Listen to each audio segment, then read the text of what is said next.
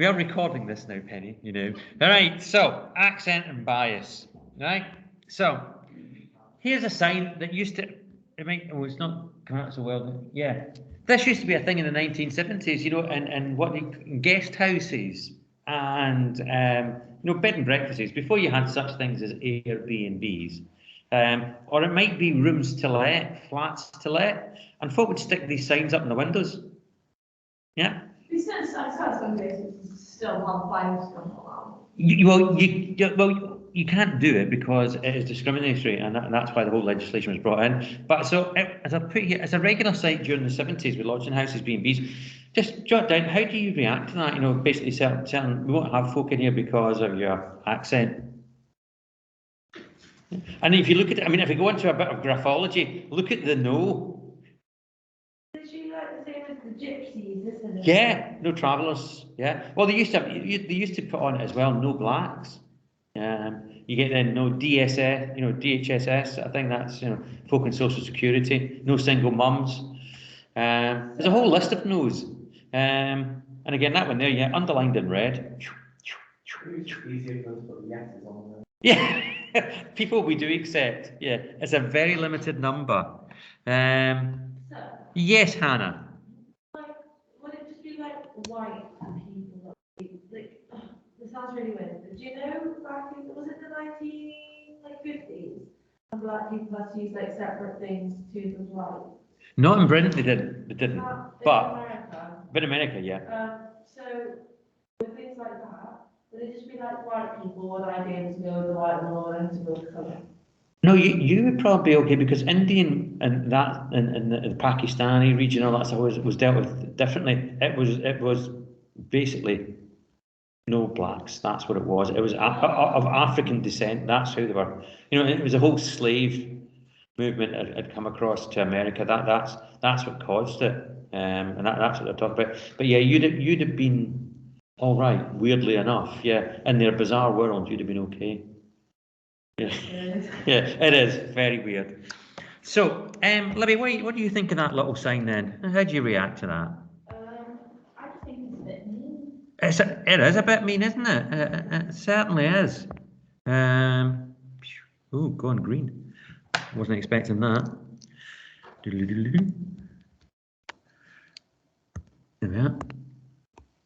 So we're thinking, yeah, it's mean. Yeah. Penny, how about you? What do you think? It's very discriminatory. It is, isn't it?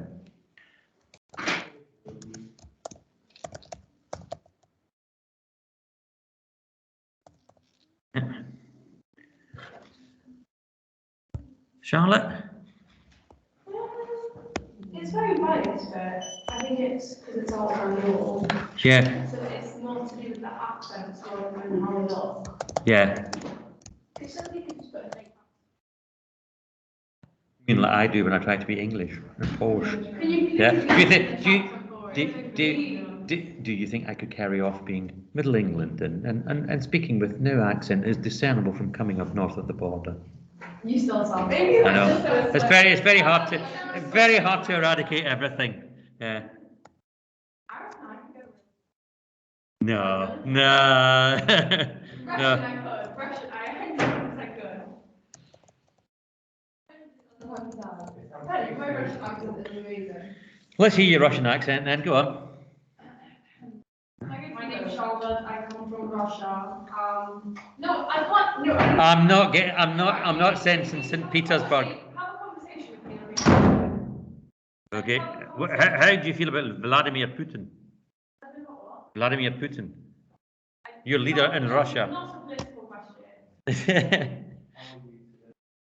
I'm great. Thank you very much for asking. I come from Russia. I like to drink vodka beer and beer. I'm 16 years old. I am studying English language as an A level. I think that's pretty good. Oh dear. I can do it that way. No stereotypes involved there. No. Yeah, no. Ah, dear. Hannah, how do you react to that sign saying no this, no that, no the other? Oh yes, isn't it just? Yeah.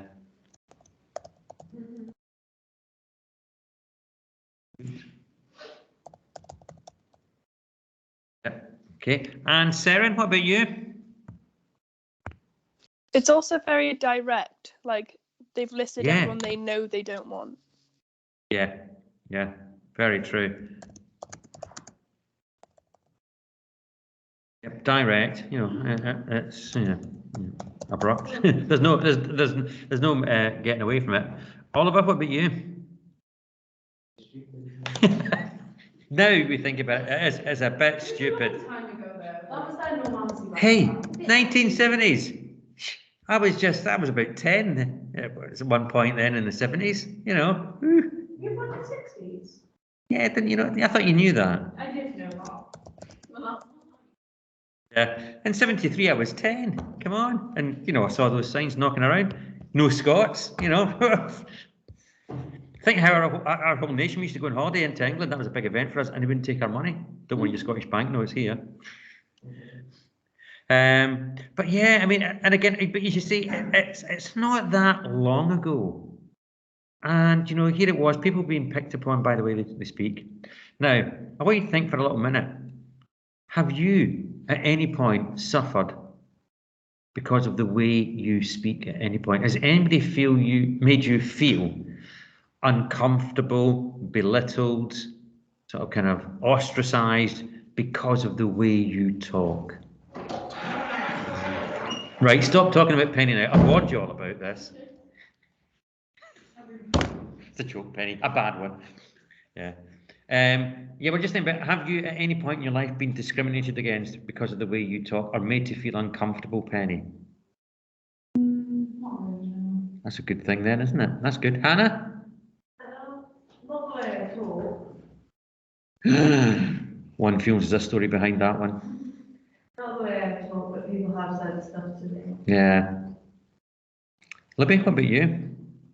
Anything about the way you talk? Any way? Well, no, I don't think so. No? I Sure. know that my speech isn't that clear though. I mean, I know it wasn't, but Hey, yeah, no. there's nothing wrong with your It's speech. not that clear. Like I used to talk really fast, but faster than this when I was younger. Yeah. But I had like a deaf customer at work, and fortunately I do know a bit of sign, but so that she could speak sign.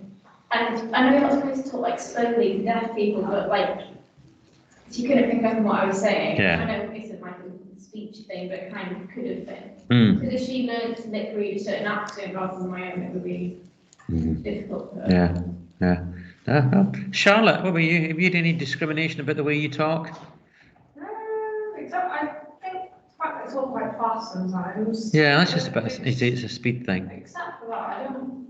Not really, no. Well, let me tell you a tale then. I was doing my teacher training many moons ago, and they teach you all sorts of things in teacher training, and including how to make an entrance into a classroom. Who knew? Who knew? It's about, do you have your classroom voice now? How are you going to make your entrance in? How are you going to greet your class? And so, and I did my when I did my training. It was through the University of Greenwich. Anyway, did my training. I did my entrance, and the person running the course in front of everybody else, remembering that I was a more mature student at this point when I went into teacher training, you know, so I could have taken this quite to heart. Anyway, turned round to the rest and said, "Well, who else was surprised here at how easy it was to understand Alan?" And I beg your pudding. And he said, well, he said, I did think it might be a bit tricky with your strong Scottish accent that we might not actually understand what you were saying as you came through the door. I thought, and that was late 90s. And actually that kind of attitude still nicking about, you know. Yeah. I've said to you before today, can you please slow down? Yeah, but just because you speak fast. Yeah, but this was nothing to do with the speed. It was to do with my accent. It wasn't that I was speaking too fast. It was just that, you know, that some people might struggle with you in the classroom. You need to be ready for this because they might not understand you because of your accent. What the? So like contradict. I can see it to a certain extent, yeah. You know, but like how you pronounce words, like international students, like yeah. Chinese people might not be able to understand. Well, yeah, and things that have always made pupils and students chuckle wherever I've taught sort of thing, because they always say, "Oh, can you say poems?" So it's because of the way you use that word. It seems like I put a Y in it where they don't. That's just because of my pronunciation. And once Shrek the movie came out, my life was a misery. Yeah. Oh, can you say, "Get out my swamp, sir"? Go on, say it. And that became a party trick in schools. I just thought, right, I know how to quieten the class now, and it's been so disruptive. I just need to be calm, pretend I'm Shrek, and I'll be quiet. People say to you sound like Shrek before you can look it up. No, I didn't say I sounded like it. You're the first one to do that. That's really shocking. No, but it was just, can you say those lines from the movie Shrek? So go on. Oh, but even before that as well, it's way before your time. Way before your time. But there used to be a thing in the TV on BBC One called Raven, and the guy that was on Raven he had a very strong Scottish accent. And it was all to do with the way of the warrior and the way you say that. And again, I get requests from classes to say, "Can you say that, sir?" Anyway. Wait, that's so Raven's American. Sorry? That's so Raven's American. No. There's one Raven, which was in CBBC, and Oh, I remember that saying. and he used to talk about the way of the warrior, and things like that. Anyway. We're looking here at how we begin to think about attitudes and to people and the way that they talk, and what brings about. Now, this, some of this you'll find is quite shocking. There have been the starts of what do we call it? Studies going into how much inequality exists in the workplace due to the way that you talk. How many professions, how many businesses appoint with an accent bias? Yeah, and you'd be quite surprised at how many openly admit to being biased in the interviewing and appointing process. It's another way. Accent can be, again, just flipping to the sort of end of the lesson. You think about what our glorious leader Boris Johnson has said that he's going to do about levelling up. That implies that there's going to be social mobility, that the class structure as such doesn't exist. There's no barriers. You can be upwardly mobile as you like.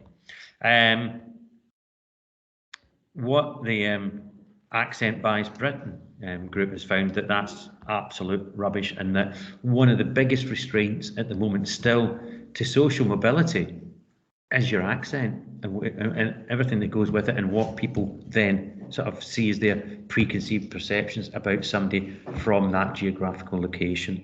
Okay, now looking ahead even further, as you can see there have been no big surveys done about attitudes to accents within the UK using audio stimuli.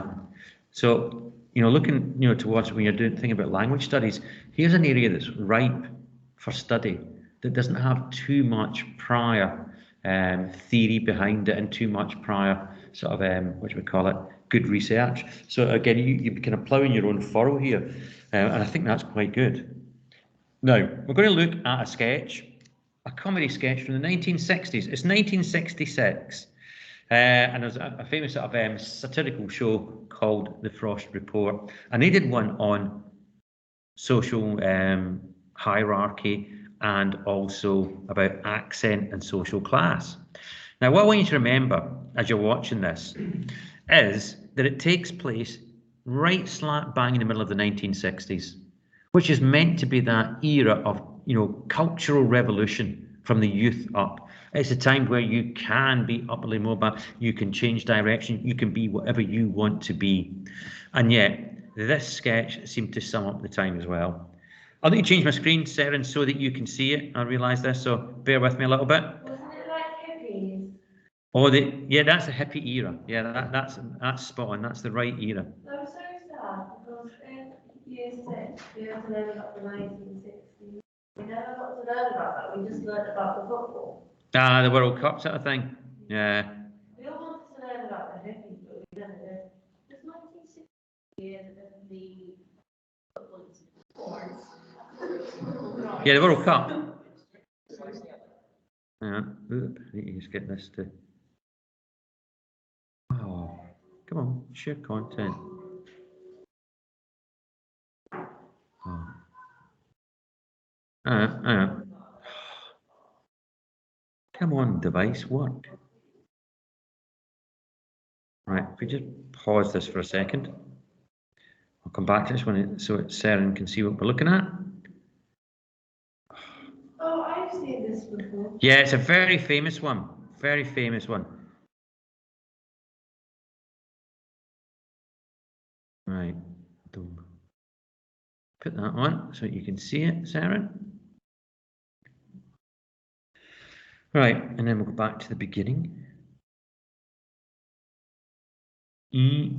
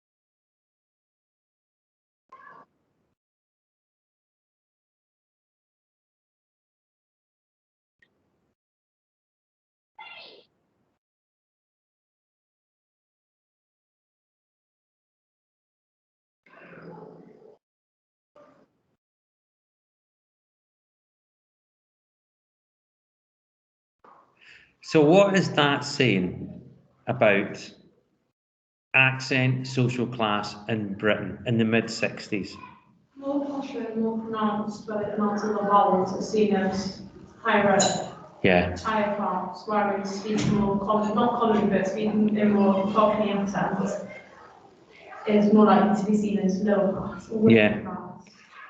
And, you know, have we got anything to really sort of base that upon apart from just prejudice? No. And the answer to that is no. And again, you think about it, you know, that was still very much during, you know, the 1960s, which I say was meant to be this great era of great change, revolution. But yet, that sort of really kind of sort of rigid class structure out there still hung about. Okay, then a couple of little surveys here. And this is reaction to how people talk and their accent, okay? And we've got 38. Overall, there was 38, and this is just a little sort of snapshot of the sort of the first 9 and how they've changed over a period of time. Okay, so you can see the Queen's English, and again, this is over a 15-year period. Yeah. It was number 1 in 2004, 2019, still the first one. Standard English, which is again kind of similar, stays at 2. People's own accent, so that was about how content they were with the way that they spoke themselves. Drop over a period of 15 years, it drops 1 spot from 3 to 4. The Edinburgh accent, which used to be, you know, well thought of, slips a couple of places by 2019 to number 6. Scottish overall, Scottish used to retain quite a high, it had quite high prestige. When you did these surveys about trustworthiness, Scottish accents used to be quite high in it, but then it's gone from 5th, it's plummeted to number 8. And then Estuary English has gone from 6th to 9th. But the French accented sort of, you know, so being able to speak, you know, somebody who has traces of a French accent within their English for pleasantness and prestige, it's shot up from number 9 to number 3. Because I find that when French people like sing, because that obviously accents, like the way that they pronounce their letters is completely different as well. Sometimes it's something a bit hungry. Yeah. Like when they're trying to say sentence. They sound like this all the time. I think that could be true of any accent, I think. Yeah. But some are worse than others. Yeah, some have got that harder edge to it. Now, they also give us the factors that were behind this decision-making process here. And so out of that, they had to look at the level of prestige and that an accent gave. So we're talking about prestige. What are we talking about here? What's another word for prestige? Yeah, how about another one? What do you get if you have high prestige? What are you given? No, it's the S word. We know this one. Think of hierarchy. Not so much superiority, but yeah, this is about with prestige. Think status. So they were asked to when they think about how much they favour one accent over another, that sort of thing. It was to do with the status of that accent, their own perceived status of that accent, and also the pleasantness. So how it sounded on the ear. Yeah. Are those two things? Do they go together? The sense of status and how nice it sounds to you. At times, if you're looking at status and superiority, you might think they sound a bit meaner because at the end of the day, you've got a lot more control over what happens. So, not necessarily, but if it's all stereotypically, yes. Now, in the field of psychology here, as the methods for, they're saying, right, we want you to judge it on this idea of status and how well it sounds. Is that a good way to sort of run a test, do you think? No, so it needs to have independent variables. And it also needs to have practical results. Yeah. Which those are not. Yeah, and again, both of them are very, very, it's dependent on the individual. It's highly subjective because what sounds pleasant to you, Oliver, might sound horrible to Libby, and vice versa. Isn't it? It's that kind of thing. It's very. Yeah. So, what they found was that within this, and again, going back to status, the hierarchy, the national and inner circle varieties were top ranked. So that again was the kind of accents that you would associate with elite classes came top. Yeah? Why do you think that would be? Why do you think people would react in that way? Because the more proper speak, the more. Yeah, and what else do they think about them as well? They've got more money. And what else? More, what else? Presence. No, what do you think would be the normal assumption behind them about education? Oh, they're a lot more educated. Yeah, people would think, yeah, they are educated. And as you say, they would think they are wealthy. Have a lot of power. And that's it, you're getting it exactly. They would think they'd attach these three things to that accent. People who speak like that are educated, wealthy, and powerful. If you look at all the past prime ministers, they've always been like posh London accents. Oh. It's like compare it. Oh. Charlotte Crosby and Boris Johnson. Have you been looking at my lesson ahead of the game here, Charlotte? Yeah. Because what I'm going to be asking you to do as well is I want you to go off. I'll probably give you a couple of days to get it done because you won't get all overnight. But I want you to go away and listen to Michael Gove, Dominic Raab, Priti Patel, Rishi Sunak, Sajid Javid, Jacob Rees-Mogg, all members of the famous Levelling Up cabinet. Yeah, we're going to get Britain united. We're going to get, social divisions are going to be a thing of the past, says Boris. Those of you in the north will live as long as those in the south. Those of you in the north will also be as prosperous and rich as you are in the south. This should have no difference at all upon you. I want you just to listen to them, hear how they talk, And I'll go through the different sort of labels that we can apply to them and how you think they talk. Assign an accent to them and think about what people will automatically think about them. Then I want you to, at that point, I want you to focus on Rishi, Priti, and Sajid and wonder, why do they talk the way they do? Wouldn't you expect something else to be coming through in their accent, in the way that they talk? And then, we'll come back and say, well, does that square with this agenda? And you're quite right. You go through any cabinet in the last 5 decades. Which university will most of the Prime Minister and his cabinet have gone to? Oxford or Cambridge. Or they've gone to Eton or Rugby. Yeah, without a shadow of a doubt. Bizarrely enough, as well, you go to the other sort of political wing, and if you go over and look at media, which is people perceive media to have a left of centre bias within its, people who work there. Again, those who are at the top of the game in the media, what university will they have gone to? Very wrong. Yeah, have a guess, which universities will they have gone to? Oxford, Cambridge. It's the same pool it's coming from. So those who are ruling us, those at the top of our media, come from the exact same area, exact same pool. Very small. Yeah. So so we've got these assumptions being made here about these people, and it's not true of all of them, but it's just that the way you sound then, this would be kind of suggesting, if you can talk the talk, you'll go on to be powerful, successful. So people change it. And those who have an industrial and ethnic variety of accent, they came at the bottom. So what does that say about us as a group of people? Very judgmental. Yeah, we are. And does it maybe suggest as well that we have almost got inbuilt prejudice? Yeah.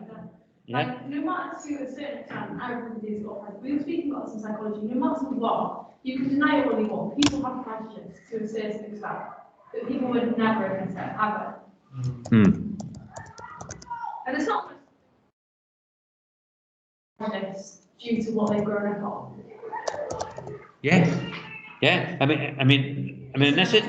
Yeah, no, and this is what this seems to throw up as well, because whether or not, because we've all got, and some of our choices on accents that we favour, that we like, will be kind of rational, but others they will be completely irrational. If you think about, I just don't like it because, and it's like we played that game, isn't it? Sometimes certain specific accents just get linked by a kind of celebrity character, that sort of thing, and you then just stereotype over the whole lot. You don't think about what you've got in front of you, and so we're all very much, guilty of doing that at times, most definitely. My mum is slightly guilty. That's one of the reasons she moved me from Essex, because she didn't want me having that accent. Well, see, your mum did a good thing there for you then, didn't she? Yeah. It's quite a jarring accent, but well, the thing is as well, it's become even more pronounced, because the original Essex accent didn't sound anything like that, as we've mentioned before. It's because of what's happened on kind of social media and these programmes such as The Only Way Is Essex, That's I Think Love It. It's become more accentuated and more exaggerated, that sort of idea. So and some of these, those two in a way, that they come as no surprise in this survey that people think this way. You could have kind of possibly predicted that. The other thing was, though, that they noticed that there was a division and a divide on age, how people reacted in this survey, and that younger respondents rated non-standard accents higher than older respondents. So why do you think the divide then between older and younger? And so obviously the cut-off point here is those below 45 were more open to more varied accents, but those who are above 45 still favoured the traditional accent.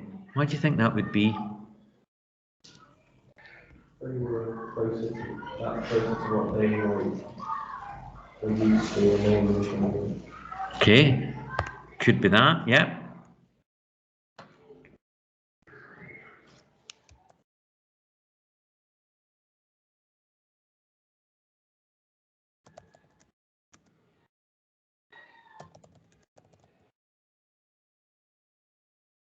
Now that would be as well, and it's a good point to make, but I mean that would be, yeah, from different colour.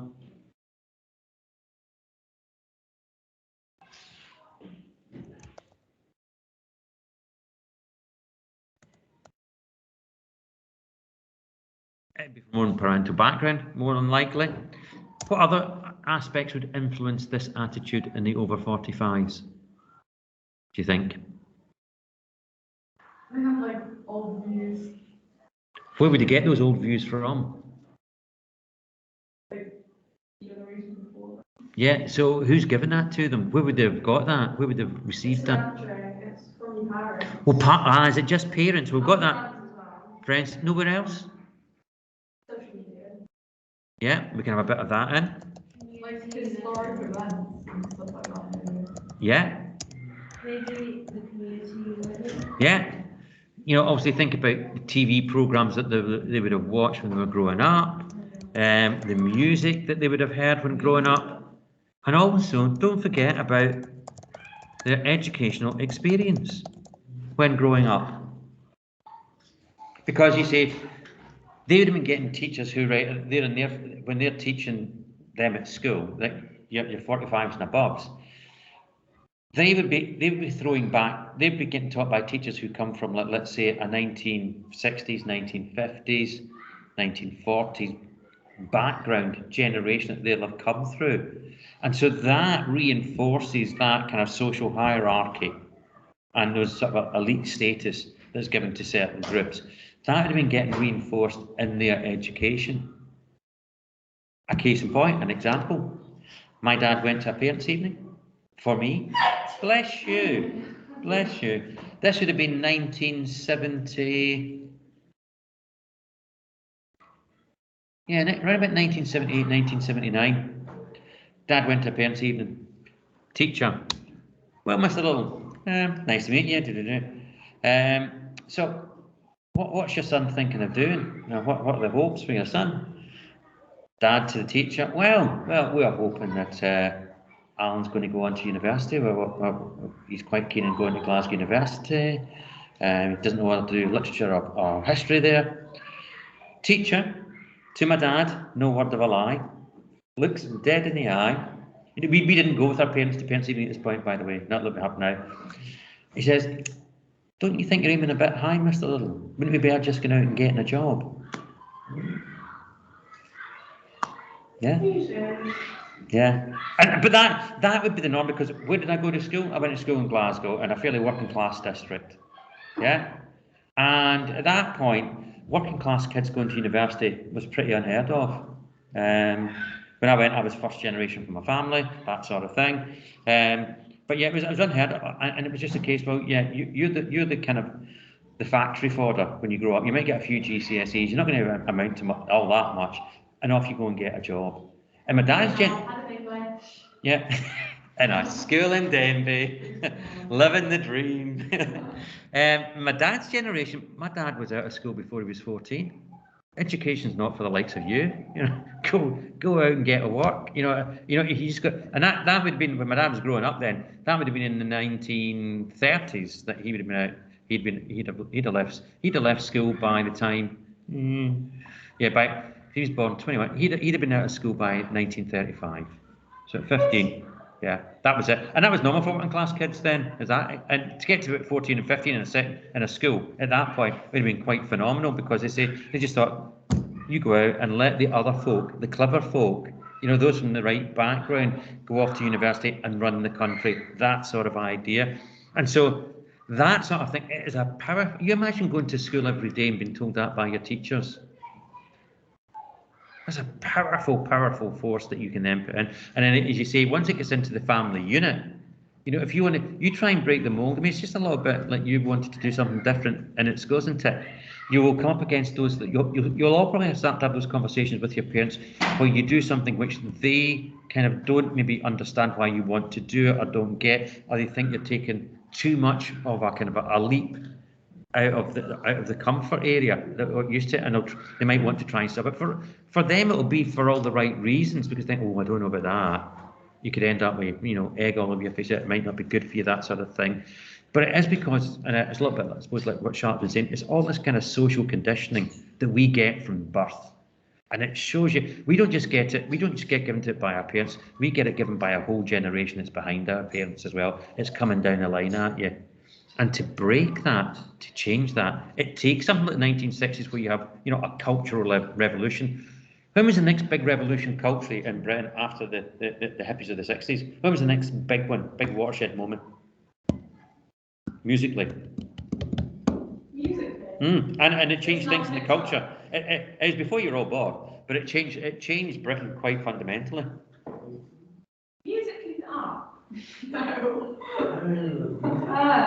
I thought you were about musically the six of art. What are you saying, Oliver? Just before then, but what was the movement that came along and shook everything up again? Probably not big movement. Yeah, you all know. You must have heard of the punk movement. Oh, yeah. Punkers. Punk. That broke a lot of social codes, social barriers, and it was absolutely disrespectful to social hierarchy. You'd punks going about with T-shirts saying "God Save the Queen" from the Sex Pistols one, and all sorts of body piercings going on here, there, everywhere, zips everywhere, hair and lip. It was just no. The punk. You definitely did. Elements of punk. There's some great bands coming out of the punk movement, like Elvis Costello, The Jam, and all that stuff. Others where you just thought, this is just utter trash. The whole thing of gobbing in each other in a concert was not my cup of tea. No. I'm my music. I'm a child of the '60s. I am, Mr. Psychedelic, rock, that sort of thing, and Dylan, protest music, that sort of stuff. That's my bag. Still into rock music. Anybody who walks into my classroom knows that nowadays. When I'm sitting listening to things on my own, bit of Rolling Stones going on in the background, bit of Neil Young and all that sort of stuff. But it was when it just, because that's where musicians began to produce in their own rights as well. And they said, we don't need you, we'll just do it ourselves. We're going to get ripped off by big companies and all that sort of stuff. Yeah, was it Naomi West with a huge part of the punk movement? Yeah, she was. And she took the punk movement and she made it fashionable, didn't she? Yeah, She made high fashion out of this. Runways. Yeah. Huge part of it. Yeah, no. And so again, that was another great, and that was at the time of the Queen's sort of Silver Jubilee as well. And you had all these sort of punks knocking about. But again, that sort of ripped up the script about hierarchy, status, and how you talk to each other. I'm convinced today that if the Queen dies this year, you don't get any days off if she dies next year, because it's the Jubilee, you get 4 days of bank holiday. I thought you'd say a full year off, maybe a whole year to go into mourning. 4 days. I thought it was 10 days. I think that's after like It's a 10-day mourning period. Right. Yeah. So, 4 days bank holiday. just to sort of, we'll finish up in a little second. Again, looking at our some of the accents that we know so well, sort of thing, where they appeared on this as well. Look at the poor old Glasgow accent. It was 29 in 2004, zips down to 31 in 2019. Afro-Caribbean remains pegging at 30. Liverpool accent plummets from 31 to 36. But the biggest dropper of all, from 2004 to 2019, is the Newcastle accent, which goes from a ranking of 23 down to 32. What could cause that to plummet in people's minds so much, do you think? I've got a theory behind it. Well, think about it, 2004 to 2019. Name the programme that would have been hitting. Reality TV. And you think, there was the stuff that was going out in Geordie Shore, but some of it was pretty grim. Let's be honest. And that, because Newcastle then became synonymous for that kind of behaviour. Girls going out in ridiculous outfits, getting absolutely smashed on drink. Yeah. Blokes going about with T-shirts on and the cigarette packets up underneath their arms. Even in the middle of winter, you'd have hardly any clothes on. That was the perception of Newcastle. And I think a little bit went the same way for the Brummie accent too. The Brummie accent's always struggled in any of these sort of league tables. And again, it just shows you over time, sometimes these prejudices just get more and more reinforced, because you think about it, there's got to be decent people live in this neck of the wood, in both cities, yet they are all tainted with this. The minute you open your mouth, we make a judgment. Tomorrow, my friends, we'll look and see some devastating stats from the workplace. This one. No, not from here, but from, there was the Accent Bias Britain did a survey of a lot of companies, and it comes back along at something like 82% of companies surveyed admitted to being biased to employment. Wow. Yeah. That's great. You know, you think about that. So that the minute you walk in, you could go into an interview, and the minute you open your mouth, you're already lost, just because of the way you talk. But on paper, you could be the best candidate for them, but because they don't like your accent, sorry, no having him or her. Boom. Right, we all go off to variety. Oh God, I've got a great hall. So No. much fun. No. I'm actually really excited activities on all because netball is great fun on a Tuesday. Do you enjoy your netball? This town's really good at netball. Yeah. Like really good. There you go. Right, thanks, Darren. Thank you. Right, thank you. See you all tomorrow. Bye. So long as Thank nobody you. just pings. Thanks. Thank you, sir. Bye. Thank you. Thanks, Darren. Bye. Oh, don't you?